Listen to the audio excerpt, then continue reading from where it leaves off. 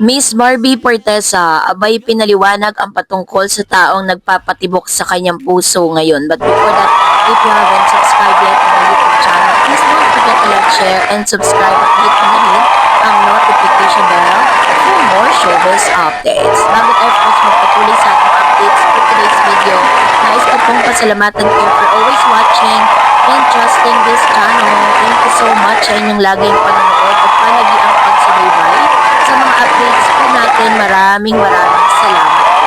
Bago tayo magpatuloy, let's watch this video.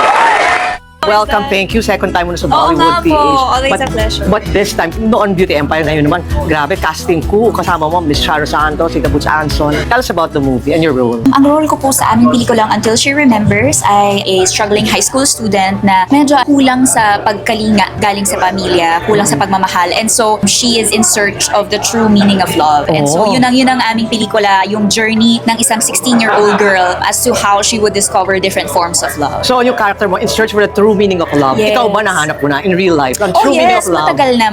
And I'm very grateful to say that dahil magmula naman nung bata ako, hindi nagkulang ang mga magulang ko at mga nagmamahal sa akin na iparamdam sa akin ng true meaning of love. Kasi magba-Valentine's na. Kamusta naman ang puso ni Barbie Fortesa? Okay na okay. Is it under renovation? Ready for occupancy? Or Grabe. may occupied na?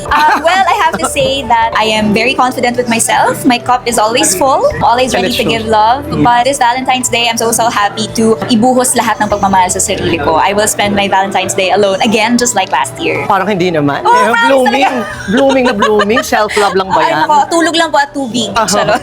So what's the biggest love lesson you've learned so far? The biggest love lesson that I have learned is that, especially from this movie that we did, is that you can love from a distance pero it doesn't mean na you love the person any less. Oh, yan, profound. And what love advice naman do you find hard to follow? Is to love unconditionally, I feel like, because masyadong maraming circumstances and masyadong maraming kailangang i-consider when you love. And so, when you finally give that kind of love to someone na talagang importante sa'yo, talagang feeling ko yun na yung rurok ng pagmamahal para sa akin. So, feeling ko, giving and receiving unconditional love is the highest form of love. And what kind of guy would make you want to fall again? Siguro yung someone that would make me feel like a kid again. Kasi ngayon na medyo trentahin na po tayo at marami ng responsibilidad. Adulting. Yes, oo, na parang I always have to be this strong, independent woman. So yun, yung someone that could make me feel like a kid again, na parang I could really, Be childlike. yes, put my walls down, ganyan, that I could feel safe with him. Nandiyan na yan. Maraming nakapila, I'm sure. Anyway, back to your movie. When I interviewed Tita Boots, hanggang all praises siya sa'yo. Ako, salamat Oo. po, salamat. What was it like to work with Tita Boots and Mom Charo? Isa to sa mga milestones sa aking career, definitely having been part of this powerhouse film. Di po ba, directed by Brillante Mendoza, tapos kasama pa ho natin si Miss Charo Santos, at syempre, ang ating birthday girl na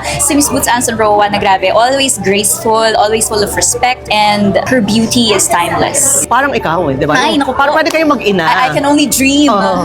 Parang nakikita mo ng sarili mo when you're 81. Oh my gosh, Oo. sana I could be as graceful and iconic as Miss Boots Anson I'm sure you're on the way there. But it's about lesbians, no, yung movie niyo. There is a layer of kasi nga we are tackling different forms of love. Not just that. Yeah, so yun talagang yung hindi tinitignan ang kasarian pagdating sa pagmamahal, di ba? One love fits all. di ba? Yes, exactly. Opo. Pero hypothetical, would you be open to lesbian relationship or talagang for the boys ka lang? Ako with all due respect, ako for the boys lang ako. Oo. Well, I do support the community, the Alay ka. LGBT community. But personally, ang Prince Charming ko po ay straight guy. Nandiyan na yan. Waiting in Opo. the wings. Thank you so much, Thank you Barbie. so And we'll much. see you in your Thank movie. Ay, thank you. premiere. Salamat po. Thank you. Hindi maikakaila na isa sa mga interview ni Miss Barbie Fortesa ay natanong siya patungkol sa konsepto kung ano po ang magaganap sa kanya sa darating na araw ng mga puso.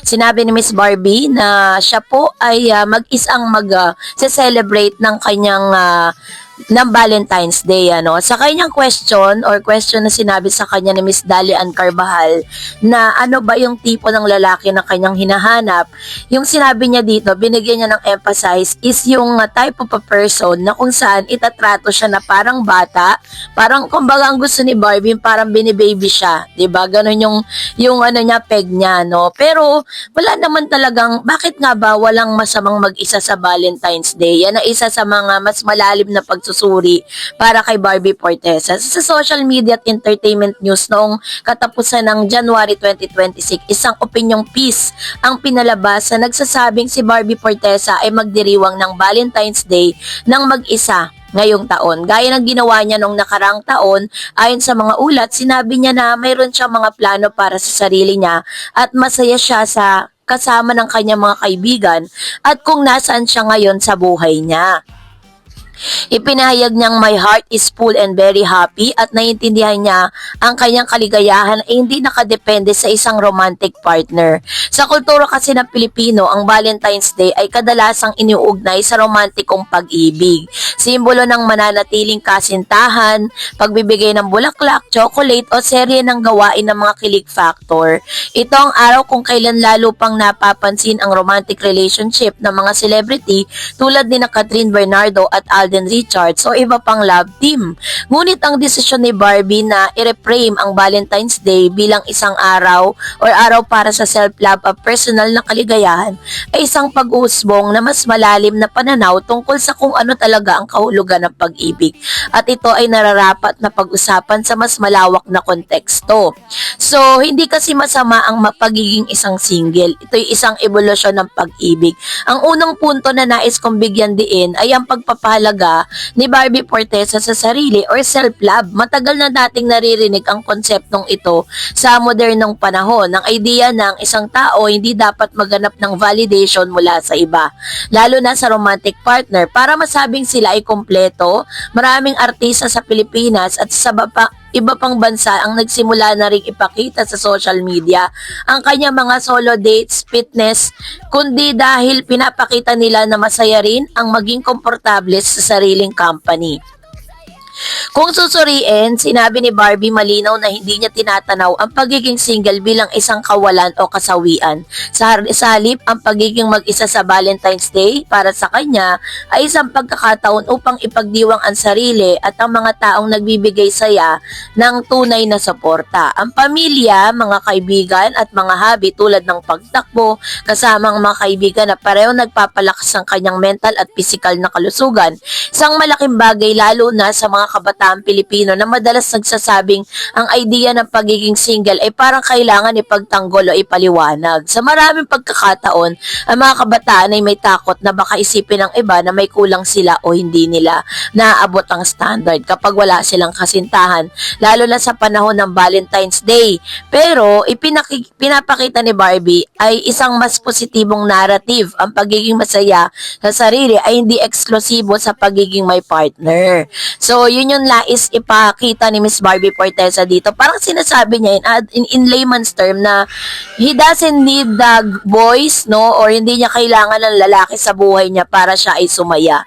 Bari, ang gusto niya lang talaga ngayon is bigyan ng mas maraming oras ang kanyang sarili. Kaya wag natin masyadong i-pressure si Barbie Forteza sa kung sino man yung gusto natin na makasama niya for the rest of her life. So, that's it for today. For more videos and updates, please don't forget to like and subscribe. And please don't forget to follow my Facebook page, Dareds TV and Dareds channel. God bless everyone.